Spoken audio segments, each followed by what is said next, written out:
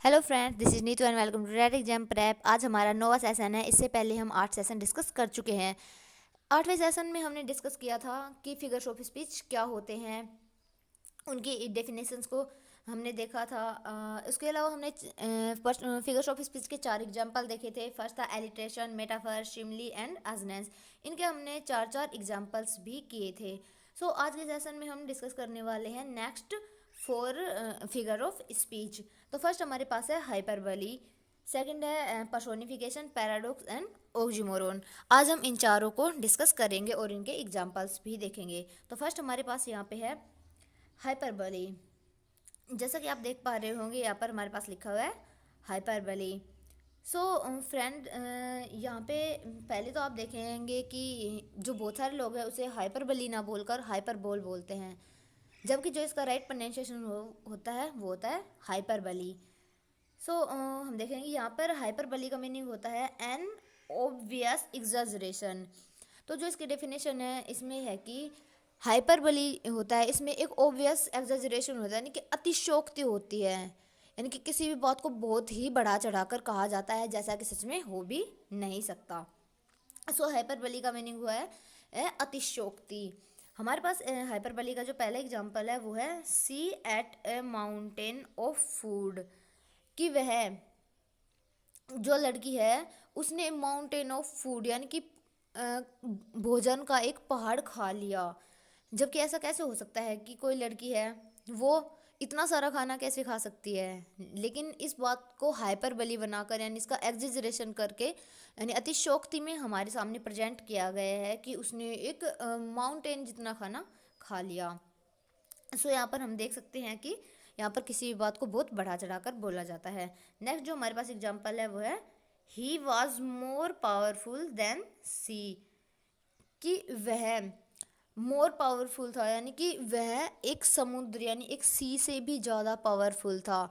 ये कैसे हो सकता है कि कोई ह्यूमन बींग एक समुद्र से भी ज़्यादा पावरफुल है, जबकि आपने देखा है कि सुनामी कितने ही लोगों की लाइफ को बर्बाद कर देती है। यहाँ पर हम देख पा रहे हैं कि किसी एक जो ह्यूमन बींग है उसकी पावर को बहुत ही बढ़ा चढ़ाकर हमारे सामने प्रस्तुत किया गया है। उम्मीद करती हूँ आपको समझ में आ गया होगा कि हाइपरबली क्या होता है। नेक्स्ट जो हमारे पास फिगर ऑफ स्पीच है वो है पर्सोनिफिकेशन। हम यहाँ पे देख पा रहे हैं पर्सोनिफिकेशन जैसा कि इसके नाम से भी पता चल रहा है कि किसी चीज़ को एज ए ह्यूमन यानी कि किसी नॉन लिविंग थिंग को लिविंग थिंग की तरह प्रेजेंट किया जाता है। हम यहाँ पे सबसे पहले इसकी डेफिनेशन देखते हैं। तो इसकी डेफिनेशन है giving non human objects human quality, कि जो नॉन लिविंग यानी कि जो निर्जीव वस्तु है उनको एक ह्यूमन बीइंग की तरह एक सजीव की तरह हमारे सामने प्रेजेंट किया जाता है। हमारे पास यहाँ पे फर्स्ट जो एग्जांपल है वो है the wind howled in the night, कि जो विंड है यानी कि जो हवा है वो नाइट में यानी रात में हाउलर्ड कर रही थी यानी कि शोर मचा रही थी। जबकि आपको पता है कि शोर जो मचाना होता है वो ह्यूमन का काम है, ह्यूमन शोर मचाते हैं। विंड तो नॉन लिविंग है, वो शोर नहीं मचा सकती, लेकिन यहाँ पर उसे विंड को यानी हवा को एक ह्यूमन बीइंग की तरह प्रेजेंट किया गया है कि वो शोर मचा रही थी। यहाँ पर हमारे पास विंड का यानी हवा का पर्सोनिफिकेशन किया गया है, इसको एक ह्यूमन बीइंग की तरह हमारे सामने प्रेजेंट किया गया है। नेक्स्ट जो हमारा एग्जांपल है वो है the leaves dance on the ground, कि पत्तियां ग्राउंड पर यानी जमीन पर मैदान पर डांस कर रही थी। यहाँ पे एक इमेजिनरी कंडीशन है कि पत्तियां जमीन पर गिरी हुई होंगी और वो हवा से इधर उधर उड़ रही होंगी। यहाँ पे हमें इसका यानी लीव्स का यानी पत्तियों को पर्सोनिफिकेशन करके बताया है कि पत्तियां डांस कर रही थी। जबकि आपको पता है कि पत्तियां थोड़े ना डांस कर सकती है, पत्तियां तो निर्जीव है। जबकि इनका यहाँ पर हम देख पा रहे हैं कि यहाँ पे लीव्स को पर्सोनिफाई किया गया है यानी उसे एक ह्यूमन की तरह हमारे सामने प्रेजेंट किया गया है। यहाँ पर हमारे पास होता है पर्सोनिफिकेशन। नेक्स्ट जो हमारा एग्जाम्पल है वो है पैराडॉक्स। अब ये देखें, ये है पैराडॉक्स। पैराडॉक्स का मीनिंग होता है, यहाँ पे पहले हम इसकी डेफिनेशन देखते हैं। Paradox is a statement which contradict itself, यानी कि यहाँ पे हम देख पा रहे हैं कि जो पैराडॉक्स होता है वो क्या होता है कि एक जो पैराडॉक्स में दो सेंटेंस होते हैं जो एक दूसरे को कॉन्ट्राडिक्ट कर रहे होते हैं, यानी कि एक दूसरे के विरुद्ध होते हैं, एक दूसरे को के खिलाफ होते हैं, यानी कि एक जो सेंटेंस होता है वो किसी दूसरे को निरस्त कर रहा होता है, यानी काट रहा होता है। तो यहाँ पे जो आपस में विरोधाभासी सेंटेंस हमारे सामने दिए गए होंगे। सो यहाँ पे हम इसका फर्स्ट जो एग्जाम्पल है वो देखते हैं। फर्स्ट एग्जाम्पल हमारे पास है डीप डाउन आना इज रियली सैलो। तो इसका मीनिंग हुआ कि डीप डाउन यानी कि गहरी आना, रियली सैलो की जो गहरी आना है वो बहुत उथली हुई है, वो वास्तव में उथली है। सो यहाँ पर हमारे पास आना, आप इमेजिन कर सकते हैं कि जो आना सागर हमारे पास झील है उसको उसके बारे में कहा गया है कि जो आना लेक है वो डीप डाउन यानी कि वह तो वैसे तो वह गहराई में है बट वह बहुत उथली है। जैसे कि हमारे पास एक एग्जाम्पल है काला सागर कि वैसे तो समुद्र तल से भी नीचे है वो, लेकिन उसकी गहराई बहुत कम है, उथला हुआ है। सो यहाँ पर भी हमारे सामने इसी तरह से इस एग्जाम्पल को प्रेजेंट किया गया है कि जो डीप डाउन यानी कि जो गहरी आना झील है वो उथली है, यानी कि ज़्यादा गहरी नहीं है। सो नेक्स्ट हमारे पास है ऑक्सीमोरोन। सो ऑक्सीमोरोन भी पैराडॉक्स की तरह ही होता है, बट इन दोनों में एक डिफरेंस होता है कि पैराडॉक्स में दो कॉन्ट्राडिक्ट सेंटेंस होते हैं बट ऑक्सीमोरोन में दो कॉन्ट्राडिक्टरी वर्ड होते हैं, यानी कि दो शब्दों में विरोधाभास होता है। और जबकि पैराडॉक्स में दो वाक्यों में, दो सेंटेंसेज में विरोधाभास होता है। सो हम यहाँ पे देखते हैं ऑक्सीमोरोन की जो डेफिनेशन है वह oxymoron is when two word in phrase contradict one other. कि यानी इसमें कहा गया है कि ऑक्सीमोरोन वहाँ पर होता है जहाँ एक सेंटेंस में उसके वर्ड आपस में कॉन्ट्राडिक्ट हो, यानी कि दोनों ही वर्ड आपस में एक दूसरे के विरोधाभासी हो। सो हम यहाँ पे एक एग्जाम्पल देखते हैं। एग्जाम्पल है कि the girl next door is pretty अगली। तो यहाँ पे दिखाया गया है, यहाँ पे हमारे पास दो कॉन्ट्राडिक्ट वर्ड है, फर्स्ट है प्रीटी और सेकंड है अगली। यानी प्रीटी का मतलब होता है सुंदर बट अगली का मतलब होता है बेहुदा, यानी बिल्कुल भी जो अच्छी नहीं होती, यानी कि बदसूरत। सो यहाँ पे इस सेंटेंस का मीनिंग है कि the girl next door is की वह लड़की जो नेक्स्ट डोर पर है, प्रीटी अगली की अच्छी खासी बदसूरत है, यानी कि बहुत ही बदसूरत है। सो यहाँ पर दो कॉन्ट्राडिक्ट वर्ड यूज हुए हैं, फर्स्ट है प्रीटी और जबकि और सेकंड है अगली। सो उम्मीद करती हूँ आपको इनकी डेफिनेशन समझ में आ गई होगी। बढ़ते हैं इनके एग्जाम्पल्स की तरफ। फर्स्ट हम यहाँ पर देखते हैं हाइपरबली। हाइपरबली के हम एग्जाम्पल्स देखते हैं। आपको याद होगा कि हाइपरबली का मीनिंग है अतिशयोक्ति, इसे हिंदी में हम कहते हैं अतिशयोक्ति अलंकार। तो हाइपरबली में किसी बात को बहुत ही बढ़ा चढ़ाकर हमारे सामने प्रेजेंट किया जाता है। सो इसका हमारे पास जो फर्स्ट एग्जाम्पल है वो है, फर्स्ट एग्जाम्पल हमारे पास है my coach is strong as an ox. की my coach is strong as an ox की जो मेरा कोच है वो एक ओक्स की तरह यानी एक बैल की तरह ही स्ट्रोंग है। जबकि आपको पता है कि कोई भी ह्यूमन बींग चाहे कितना भी स्ट्रोंग हो, एक बैल के जितना स्ट्रोंग तो नहीं हो सकता। सो इस बात को बहुत ही बढ़ा चढ़ाकर हमने हमारे सामने प्रेजेंट किया गया है कि एक आदमी ओक्स की तरह, कि उनका कोच ओक्स की तरह पावरफुल है, उतना स्ट्रोंग है, जबकि एक आदमी शायद जहाँ तक मुझे लगता है एक जानवर की जितना स्ट्रोंग नहीं होता है। सो यहाँ पे आप देख पा रहे होंगे कल हमने एक और डिस्कस किया था फिगर ऑफ स्पीच, और वो फिगर ऑफ स्पीच था सिमिली। सो आप यहाँ पर देख भी पा रहे होंगे कि यहाँ पर हमारे पास जो एग्जाम्पल है यहाँ पे ये हमारे सामने सिमिली का भी एग्जाम्पल है, बिकॉज यहाँ पर एज का यूज हुआ है, तो हम इसे हाइपरबली और सिमिली दोनों में काउंट करेंगे। सो नेक्स्ट हमारे पास यहाँ पे एग्जाम्पल है आई कैन मूव, यह है I can move mountains for you, कि मैं आपके लिए माउंटेन्स यानी पर्वतों को हटा सकती हूँ, पहाड़ों को हटा सकती हूँ। तो आप समझ पा रहे हैं यहाँ पे कि कोई भी ह्यूमन बीइंग पहाड़ों को कैसे हटा सकता है। क्या कोई भी ह्यूमन बीइंग इतना पावरफुल है कि कोई भी किसी पहाड़ को धक्का मार कर एक जगह से दूसरी जगह मूव कर दे, हिला दे। बट यहाँ पर इस बात को बहुत ही बड़ा चढ़ाकर दिखाया गया है कि कोई ह्यूमन बीइंग है जो कह रही है या कह रहा है कि I can move mountains for you, कि मैं तुम्हारे लिए पर्वतें भी हटा सकता हूँ, पहाड़ों को भी हटा सकता हूँ। सो यहाँ पर अगला हमारा नेक्स्ट जो एग्जाम्पल है वो है I can pluck stars for my beloved, कि मैं अपने लवर के लिए यानी जिसे मैं प्यार करता हूँ उसके लिए मैं तारे भी तोड़ सकता हूँ। जबकि आपको पता है कि बॉलीवुड में ऐसे सॉन्ग्स अक्सर चलते रहते हैं जिनमें कहा जाता है कि हम लोग तुम्हारे लिए तारे तोड़ कर ले आएंगे, फिर या फिर रहता है तारे ज़मीन पर, इस तरह के सॉन्ग्स भी चलते हैं। सो यहाँ पे लेकिन आप यहाँ पे जानते हैं जैसा कि कोई भी ह्यूमन बीइंग तारों को तोड़कर ज़मीन पर नहीं ला सकता, बिकॉज एक्चुअल में जब हम साइंटिफिक बात करते हैं तब स्टार्स भी ज़मीन की तरह ही होते हैं, बट उनका अपना एक उनकी एक रोशनी होते हैं उनके पास जिससे वो चमकते हैं, यानी कि वो जलती हुई आग की तरह होते हैं।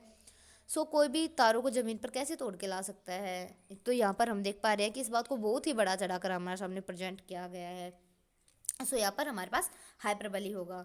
सो नेक्स्ट हमारा जो एग्जाम्पल है वो है मोहन ड्रिंक्स 100 लीटर वाटर, कि मोहन 100 लीटर पानी पीता है। क्या कोई ह्यूमन बीइंग 100 लीटर पानी पी सकता है? लेकिन यहाँ पे कहा गया है कि मोहन 100 लीटर पानी पीता है। सो यहाँ पर भी इस बात को बहुत हाइपरबोलिक एग्जैजरेशन करके बताया गया है हमें कि मोहन 100 लीटर पानी पीता है। सो हमारे पास यहाँ पे भी होगा हाइपरबली। सो उम्मीद करती हूँ अब आपको हाइपरबली अच्छे से समझ में आ गया होगा। नेक्स्ट हम बढ़ते हैं अपनी नेक्स्ट स्लाइड की तरफ। इसमें हम डिस्कस करेंगे पर्सोनिफिकेशन। सो जैसा कि अभी अभी हमने पढ़ा था, पर्सोनिफिकेशन वो होता है कि जिसमें किसी नॉन लिविंग थिंग्स को, यानी कि जो ह्यूमन जैसी नहीं होती, यानी कि नॉन लिविंग है, जो जिंदा नहीं है, निर्जीव वस्तु को एक ह्यूमन बीइंग की तरह हमारे सामने प्रेजेंट किया जाता है। सो यहाँ पर हमारे पास जो फर्स्ट एग्जाम्पल है वो है विंड इज सिंगिंग, कि हवा गाना गा रही है। यानी एक हवा चल रही है, हवा चल रही है और वो अच्छी और सुहानी हवा चल रही है, उसकी आवाज़ आ रही है, तो उसे ही पोएट ने अपने इमेजिनेशन में प्रेजेंट इस तरह से किया है जैसे कि हवा गाना गा रही है। जबकि आपको पता है कि हवा गाना नहीं गा सकती, क्योंकि वो तो नॉन लिविंग है, और गाना गाना किसका, ह्यूमंस का काम है, ह्यूमंस ही तो गाना गा सकते हैं। सो यहाँ पर विंड को पर्सोनिफाई करके बताया गया है कि विंड है वो सिंगिंग कर रही है। सो नेक्स्ट हमारा जो एग्जाम्पल है वो है stars are playing in the sky, कि जो तारे हैं वो आसमान में यानी कि खेल रहे हैं, कि जो तारे हैं आसमान में खेल रहे हैं। जबकि खेलता कौन है, बच्चे खेलते हैं, ह्यूमंस खेलते हैं, तारे तो नहीं खेलते हैं बिकॉज वो तो नॉन लिविंग है। सो यहाँ पर हमारे पास स्टार्स को पर्सोनिफाई किया गया है, यानी कि स्टार्स को हमारे सामने ह्यूमन बीइंग की तरह प्रेजेंट किया गया है। नेक्स्ट जो हमारी एग्जांपल है moon is smiling looking at me, कि चांद है वो मेरी तरफ देखकर मुस्कुरा रहा है। जो कि मुस्कुराता कौन है, हम ह्यूमन बीइंग्स। चांद थोड़े ना मुस्कुराता है, ये तो हमारा इमेजिनेशन है कि चांद हमें देखकर मुस्कुरा रहा है। सो हमने इस इमेजिनेशन में चांद को यानी मून को पर्सोनिफाई कर दिया है। नेक्स्ट एग्जांपल है हमारे पास the fire swallowed the entire forest. So हम यहाँ पे देख पा रहे हैं एग्जांपल में, इसका मीनिंग होगा कि फायर ने पूरे जंगल को निगल लिया, कि एक आग लगी जंगल में और पूरे जल्दी ही उसने पूरे जंगल को कवर कर लिया। तो यहाँ पे कहने ये जो कह रहा है वो कह रहा है कि fire swallowed the entire forest, की आग ने पूरे फॉरेस्ट को निगल लिया। जबकि निगलना किसका काम होता है, हम ह्यूमन बींग्स का, या फिर जो हमारे एनिमल्स होते हैं उनका, जो लिविंग्स जो होते हैं थिंग्स होती है वही तो निगलते हैं, खाते हैं, पीते हैं। सो यहाँ पे आप समझ गए होंगे कि यहाँ पर भी हमारे पास फायर को पर्सोनिफाई करके बताया गया है। सो उम्मीद करती हूँ आपको पर्सोनिफिकेशन भी अच्छे से समझ में आ गया है। बढ़ते अपने नेक्स्ट स्लाइड की तरफ। तो हम यहाँ पे पढ़ेंगे पैराडॉक्स। पैराडॉक्स, तो यहाँ पे पैराडॉक्स का मीनिंग हमने अभी अब आपको बताया था कि पैराडॉक्स में दो सेंटेंस होते हैं जो कॉन्ट्राडिक्टरी होते हैं, यानी कि दो विरोधाभासी सेंटेंस होते हैं जो एक दूसरे को से सहमत नहीं होते, एक दूसरे की बात को काट रहे होते हैं। सो यहाँ पे हमारा जो फर्स्ट एग्जांपल है वो है you can save money by spending it. तो फर्स्ट हमारे पास सेंटेंस यहाँ तक हो गया, और जो सेकंड है वो है बाय स्पेंडिंग इट, कि आप पैसे को खर्च करके पैसा बचा सकते हैं। स्पेंड यानी हो गया खर्च करना, और सेव यानी हो गया बचाना, कि कोई भी ह्यूमन बीइंग पैसे को खर्च करके कैसे बचा सकता है। तो खर्च करना और बचाना दोनों एक दूसरे के कॉन्ट्राडिक्ट है, यानी कि एक दूसरे के विरुद्ध है, एक दूसरे के विरोधाभासी है। सो यहाँ पर हमारे पास हो गया पैराडॉक्स। नेक्स्ट एग्जांपल है वो है you can succeed with failures, कि तुम असफलताओं या विफलताओं के साथ सक्सेस हो सकते हो। सो एक हो गया सक्सीड यानी कि सफल होना, और दूसरा हो गया फेलियर। फेलियर का मतलब होता है विफलताएं, बाधाएं, यानी कि जब हम फेल होते हैं, असफल होते हैं, तो हम उन्हें कहते हैं फेलियर। तो एक आदमी फेल होके कैसे सक्सेस हो सकता है? बट जैसा कि हम जानते हैं कि लोग होते हैं एक बार फेल होने के बाद दोबारा फेल, तीसरी बार फेल, लेकिन एक ना एक वक्त पर वो कंटिन्यू कोशिश करते हुए सक्सेस हो जाते हैं। बट हमारे पास यहाँ पर जो सेंटेंस में कहा गया है, you can succeed with failures, कि तुम फेलियर्स यानी विफलताओं के साथ सक्सेस हो सकते हो।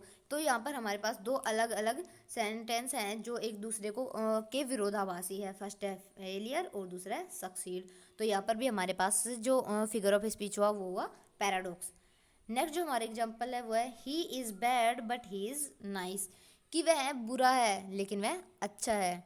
कि कोई ह्यूमन बींग है जिसकी किसी एक क्वालिटी के अकॉर्डिंग कहा गया कि वह बुरा है। जैसे कि अगर कोई ड्रिंकिंग करता है तो हम कह सकते हैं कि वो बुरा है, बट अगर उसका नेचर अच्छा है तो हम कह देंगे कि वह अच्छा है। सो यहाँ पर किसी एक ह्यूमन बींग की पर्सनालिटी की दो अलग अलग बातें हैं कि वह बुरा है और वह अच्छा है। तो यहाँ पे हम देख पा रहे हैं कि बुरा है और अच्छा है। तो बैड और नाइस, यानी कि इस वाले सेंटेंस में नाइस है, इसमें उसमें एक सेंटेंस में उसे नाइस बताया गया और दूसरे सेंटेंस में उसे बैड बताया गया है। ये दोनों भी एक दूसरे के कॉन्ट्राडिक्टरी हुए। यहाँ पर हमारे पास हुआ पैराडॉक्स। नेक्स्ट एग्जाम्पल है Ravan was intelligent but he was foolish, कि रावण इंटेलिजेंट था बट वह फूलिश था। दोस्तों आपने भी पढ़ा होगा कि जो रावण है वो काफ़ी इंटेलिजेंट था, उसने 14 विद्याएं सीखी थी और वह पृथ्वी का सबसे विद्वान पंडित था। लेकिन उसने भी अपनी लाइफ में कुछ गलती की जिसकी वजह से उसे कहा जा रहा है कि वह मूर्ख था। यहाँ पर इंटेलिजेंट होना और मूर्ख होना, हम यहाँ पे देख पा रहे हैं कि इंटेलिजेंट होना और मूर्ख होना ये दोनों एक दूसरे के विरोधाभासी बातें हैं। कि कोई इंटेलिजेंट होकर मूर्ख कैसे हो सकता है या फिर कोई मूर्ख इंटेलिजेंट कैसे हो सकता है। हमारे पास यहाँ पे दो कॉन्ट्राडिक्टरी सेंटेंस हैं, तो ये एक दूसरे को काट रहे हैं, एक दूसरे के साथ सहमत नहीं है। हमारे पास यहाँ पर भी होगा पैराडॉक्स। उम्मीद करती हूँ आपको पैराडॉक्स भी अच्छे से समझ में आया है। नेक्स्ट बढ़ते हैं हम ऑक्सीमोरोन की तरफ। तो अब हम इसमें पढ़ेंगे ऑक्सीमोरोन। जैसा कि हमने पढ़ा था कि ऑक्सीमोरोन में दो वर्ड होते हैं जो एक दूसरे के विरोधाभासी होते हैं, लेकिन पैराडॉक्स में दो सेंटेंस एक दूसरे के विरोधाभासी होते हैं। हम यहाँ पे देख पा रहे हैं कि फर्स्ट एग्जाम्पल है वो हमारा वो है you have very few money, कि तुम्हारे पास बहुत कम पैसा है, बहुत कम धन है। तो वेरी यानी होता है ज़्यादा, तो यहाँ पर होता है ज़्यादा। और जो कि फ्यू होता है, फ्यू का मीनिंग हमारे पास होता है कम। तो यहाँ पे तो दोनों कॉन्ट्राडिक्टरी बातें हो गई कि ज़्यादा और कम, कि उसके पास ज़्यादा कम पैसा है यानी कि बहुत ही कम पैसा है। वेरी मतलब ज़्यादा है, बहुत, उसके पास बहुत कम पैसा है। यहाँ पर वेरी और फ्यू एक दूसरे के कॉन्ट्राडिक्टरी मीनिंग हुए। यहाँ पर ये दोनों एक दूसरे के अपोजिट वर्ड हुए। यहाँ पर हमारे पास होगा ऑक्सीमोरोन, बिकॉज यहाँ पे हमारे पास दो कॉन्ट्राडिक्टरी वर्ड यूज हुए हैं। नेक्स्ट हमारा एग्जाम्पल है ही इज़ पुअर रिच, कि वह गरीब अमीर है, यानी गरीब अमीर। अब यहाँ पे होगा पुअर रिच, कोई गरीब अमीर कैसे हो सकता है या फिर कोई अमीर गरीब कैसे हो सकता है। कई बार हम कहते हैं कि वो आदमी जिसके पास बहुत सारा पैसा होते हुए भी उसके पास अगर संतुष्टि नहीं है, सेटिस्फिकेशन अगर नहीं है, तो वह अमीर हो ही नहीं सकता, क्योंकि उसके पास चाहे कितना भी पैसा रहे वो गरीब ही महसूस करेगा खुद को।